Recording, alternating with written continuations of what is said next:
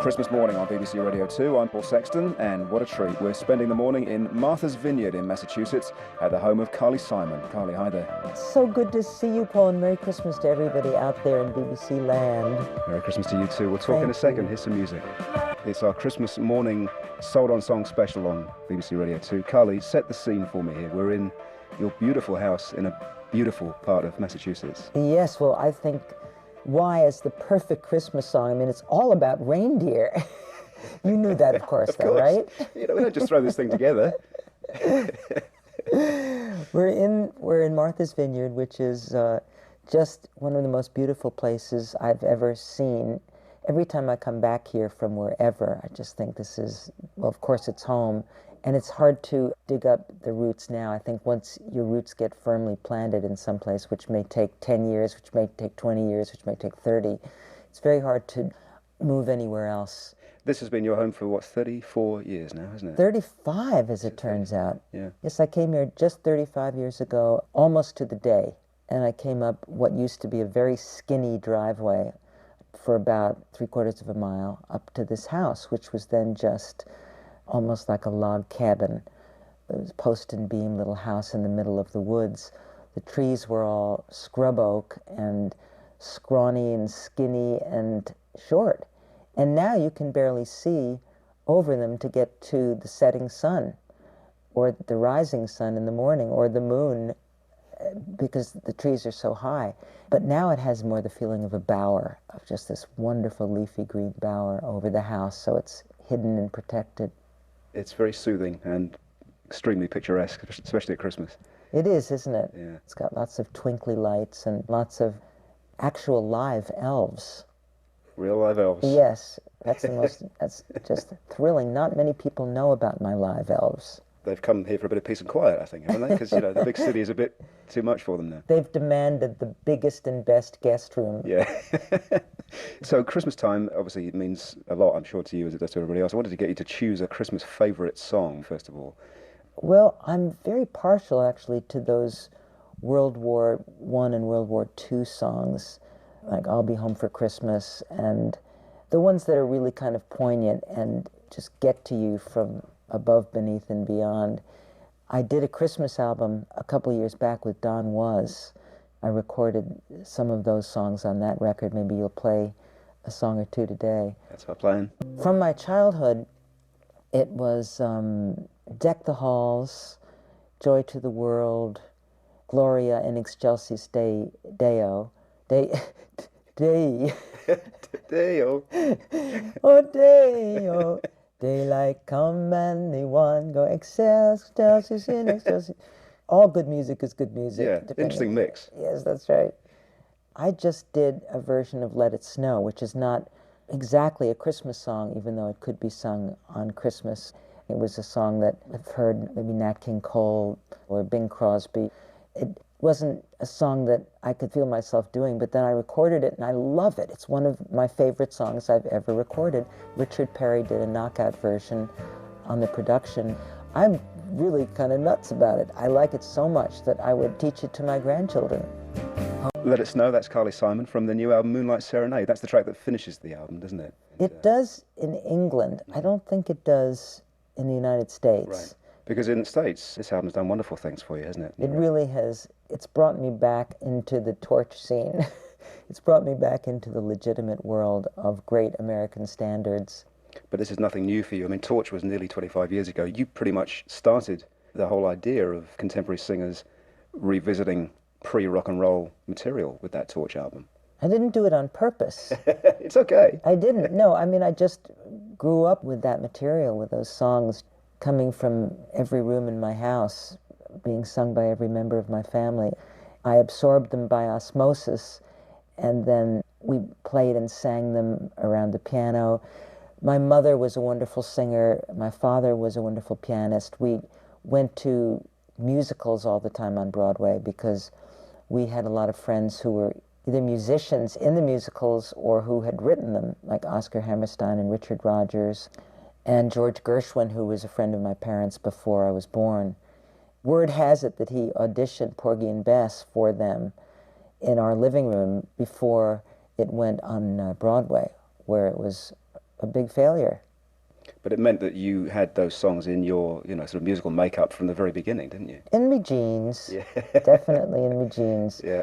I used to listen to Frank Sinatra's recordings of them night and day. When In the Wee Small Hours of the Morning came out as an album, that was my favorite album. It's interesting you mentioning Sinatra, and actually very useful, because I was going to ask you about the title track, Moonlight Serenade, on the new album. Obviously a vocal version of a very well-known, Glenn Miller melody. Sinatra was your forerunner in terms of doing a vocal version of that song, wasn't he? I don't know how many vocal versions there are of that song, but not many. And what I just happened to read on the internet the other day, looking at the history of that song, that Eddie Herman wrote the first words to what was already in existence, the Glenn Miller song, as in the melody. Eddie Herman's version was rejected, only to be supplanted by the version of George T. Simon, my uncle. And so Uncle George wrote the second set of lyrics to Moonlight Serenade. Now those were thrown overboard too, and then it was finally written by Mitchell Parrish. And that's the version you've That's the recorded. version that is now accepted. My uncle's version was called Gone with the Dawn. I guess Gone with the Wind had probably just come out. And I'm always surprised to find the history of my own family, sometimes commingling with the history of those songs. Let's have a little section of the old Blue Eyes version of Moonlight Serenade. Serenade. So that's Frank's version. I copied song. his phrasing on the roses, just on that word, the roses, elongating that phrase. Our sign. Moonlight Serenade, title track of the new album by CARLY Simon on Radio 2. I'm interested to ask you about how you set about recording new versions of such well-known songs, CARLY. I know you've done it several times, as we've said, with the previous albums in this series, if you like. Is it a little bit daunting when you go about the idea of addressing a song that people know so well already? I don't think about it. Otherwise, you'd be too daunted, really, wouldn't it? I mean, it would kind of put you off your stroke. I would turn around and get back in the car and drive down the road. Yeah.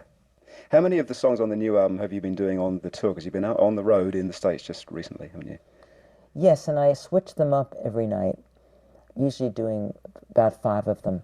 Mm-hmm. In something like the style of the recorded version, or? Very much, very much. We don't have a full horn section, so that's the big difference. Yeah. And I've tried to choose songs that don't pay that much attention to needing multi-layers of horns. Yeah. And I do Alone Together, which is more of a bossa nova, also guitar-oriented song.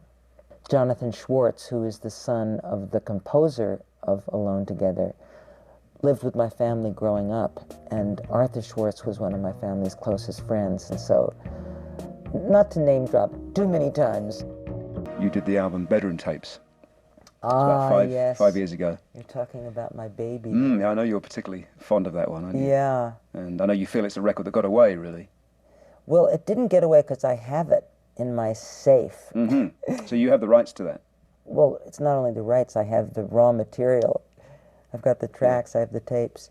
It did get released, and it sold about 250,000 copies, so it's not as if it completely disappeared, and there were copies still out there, and there probably still are on Amazon or somewhere you can probably find that record, but I am going to re-press it and distribute it, and maybe it'll be called The Bedroom Tapes, or maybe it'll be called something else, but it'll be out there, and there are some of my favorite songs that I've ever written on that album, and it was indeed an extremely personal record, even though, as I say, there's always that ability to shift toward, somebody else's personal experience and make it look like mine. Yeah. Although less so on that album, and Letters Never Sent. Right. Is there one from that record that might work in a little acoustic treatment here? As in Play playing for us? live? Let me think. Well, I'm trying to learn Scar. I'd love to try to play that, although my nail broke last night. Let me try to.